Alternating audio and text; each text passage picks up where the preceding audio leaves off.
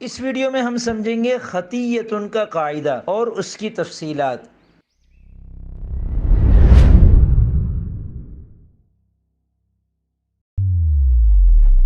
بسم اللہ الرحمن الرحیم۔ السلام علیکم ورحمۃ اللہ وبرکاتہ۔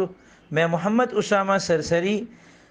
خطیۃن کا قاعدہ یہ ہے کہ اگر حمزہ سے پہلے یا مدہ زائدہ ہو تو جوازاً ایسے حمزہ کو یا سے بدل دیتے ہیں۔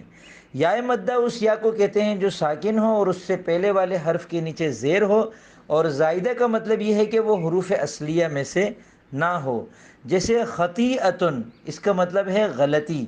خطیئتن، اس میں جو یا ہے یہ مدہ بھی ہے کیونکہ اس سے پہلے طا کے نیچے زیر ہے، اور یہ زائد بھی ہے کیونکہ حروف اصلیہ میں سے نہیں ہے، اور اس کے بعد حمزہ ہے تو اس حمزہ کو اس قاعدے کی روح سے ہم یا سے بدل کر اسے خطیۃن اور پھر ان کو ملا کر مدغم کر کے خطیۃن کہہ سکتے ہیں، اور یہ جوازی قاعدہ ہے، یعنی اسے خطیۃن پڑھنا بھی ٹھیک ہے اور خطیۃن پڑھنا بھی ٹھیک ہے۔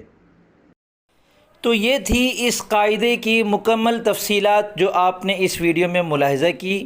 قرآن کریم اور عربی زبان کو سمجھتے رہنے کے لیے اور ان میں مہارت حاصل کرنے کے لیے اس چینل کو سبسکرائب کر لیں۔